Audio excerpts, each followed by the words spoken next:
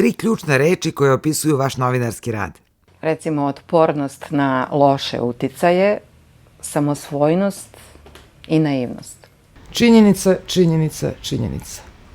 Šta je glavni problem novinarstva u Srbiji danas? Klanovsko udruživanje oko zajedničkih interesa umesto oko ideja. Jedva da postoji. Opišite jednim pridevom medijsku scenu u Srbiji. Čaršijska. Kloaka. Kulturnu scenu. Ponižena, a veoma talentovana. Ista takva kloaka. Političku scenu. Farisejska i pilatovska. Kloaka na kvadrat. Kako komentarišete smene u radio televiziji Vojvodine? Već sam ih komentarisala kada su se desile 2013. Imala sam nekoliko emisija posvećenih tome. Smene u Vojvodini, u Dnevniku, u Sceni. Ovo su sada podrhtavanja tla posle velikog zemljotresa, rekla bih. U svakom slučaju negativno. Očekivano, iako iznenađujuće brzo. Da li ste vi nekada bili izloženi cenzuri?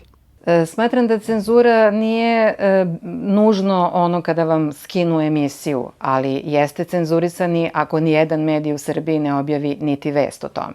To mi se dogodilo. Da, 90. i 91. Zato sam i napustila Večernji list. Koliko je sloboda medija bitna stavka u procesu pridruživanja Srbije Evropskoj uniji?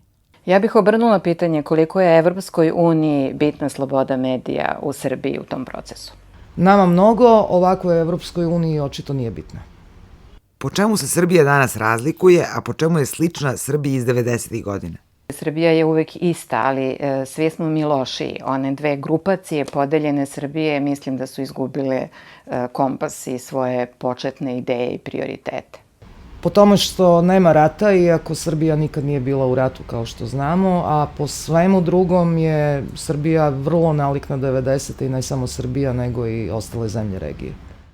Kako komentarišete to što još nije utvrđeno ko su ljudi u fantomkama koji su porušili zgrade u Savamali? Mislim da to govori o nedostatku države ili o tome da je država nemoćna u odnosu na pojedince koji su moćni. Zato što jako dobro znaju tko je rušio Savamalu i po čijem nalogu. Da li nezavisni intelektualci u Srbiji danas ćute ili su prećutani u javnosti? Nezavisnih intelektualaca nema ili ih mi u javnosti ne vidimo. Jedno i drugo. Da li je tabloidizacija medija uzrok ili posledica tabloidizacije društva? Posledica, apsolutno. Prije posljedica nego uzrok. Kakve promene očekujete od buduće vlade? Apsolutne ili nikakve. Samo promjene na gore. Gore nego što je danas. Da ste vi ministar kulture i informisanja, šta biste prvo promenili? Zakon o informisanju. Poništila privatizaciju, pogotovo lokalnih medija. Šta veće prisustvo opozicije u Skupštini znači za Srbiju? Svaka pluralnost mišljenja je bolja od jednoumlja. Možda mali kanal da čujemo ipak malo drugačije i normalnije glasove nego što smo slušali do sada u proteklih 4 godine. Šta jačanje desnice znači za Srbiju? Definišite pojam desnice. Ništa naročito s obzirom na to da je desnica ovdje na vlasti praktično 25 godina. Vaše novinarsko pitanje za Aleksandra Vučića. Kada će shvatiti da je rešavanje slučaja Savamala davanje legitimiteta njegovoj funkciji koja za sada ima samo legalitet? Aleksandre, jer se on intimizira sa novinarima koje zove po imenu, da li vi mislite da smo mi zaista svi kompletni idioti? Za Bojana Pajtića?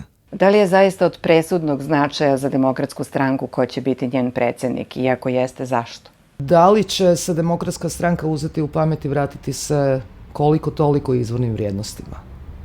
Za Ivicu Dačića? Da li bi ušao u vladu sa Srpskom radikalnom strankom? Ništa. Po čemu pamtite Jugoslaviju? Po apsolutno slobodnom detinjstvu i odrastanju.